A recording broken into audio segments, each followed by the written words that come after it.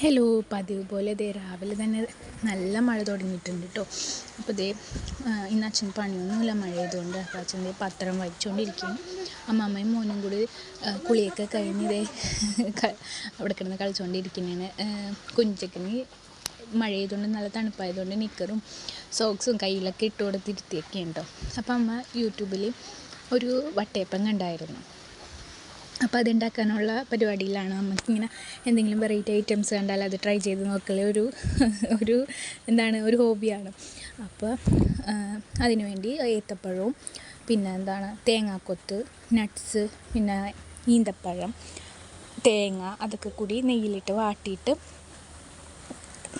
നമ്മുടെ ബാറ്ററിയിലെ ഗോതമ്പ് പൊടിയിൽ അവലും ഉണ്ട് കേട്ടോ, അവലും കൂടിയിട്ട് വഴറ്റിയിട്ട് ഗോതമ്പ് പൊടിയിലിട്ട് മിക്സ് ചെയ്തിട്ട് സാധാരണ നമ്മൾ വട്ടയപ്പം ഉണ്ടാക്കൂലേ അതേപോലെ ഉണ്ടാക്കുന്നതാണ്.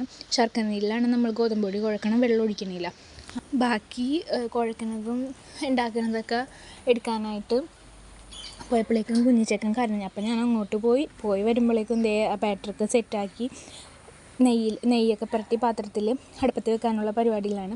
അമ്മയ്ക്ക് ഇങ്ങനെ എന്തെങ്കിലുമൊക്കെ വെറൈറ്റി ഐറ്റംസ് കണ്ടാൽ അത് അപ്പം തന്നെ ട്രൈ ചെയ്ത് ഞങ്ങൾക്ക് ഉണ്ടാക്കി തന്നെ ഭയങ്കര ഇഷ്ടമാണ്. അതേപോലെ തന്നെ ആ ഐറ്റംസ് നല്ല ടേസ്റ്റും ഉണ്ടാവാറുണ്ട്.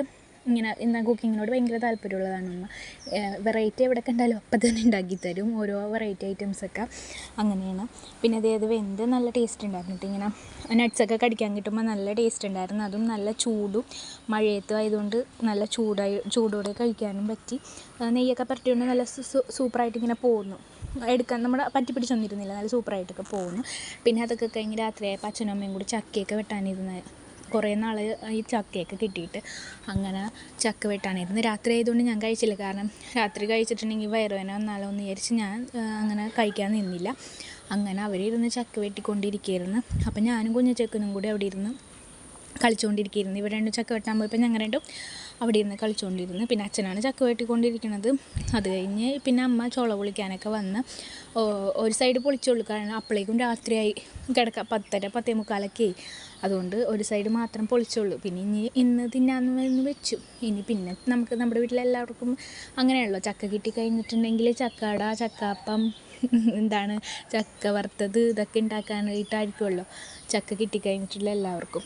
അങ്ങനെയാണ്. അപ്പോൾ ഇന്നത്തെ വീഡിയോ ഇത്രേ ഉള്ളൂ. വീഡിയോ ഇഷ്ടമായാൽ സബ്സ്ക്രൈബ് ചെയ്യണേ. പിന്നെ മഴ ആയതുകൊണ്ടാണ് ഇപ്പം ക്ലാരിറ്റി, വോയിസിന് ബാക്ക്ഗ്രൗണ്ടിൽ കിളികളുടെയും മറ്റേ വെള്ളം വീണ ശബ്ദമൊക്കെ കേട്ടും. നല്ല കാറ്റൊക്കെ ആയതുകൊണ്ട് വോയിസ് ക്ലിയർ ആവില്ല, അതുകൊണ്ട് ക്ഷമിക്കണേ.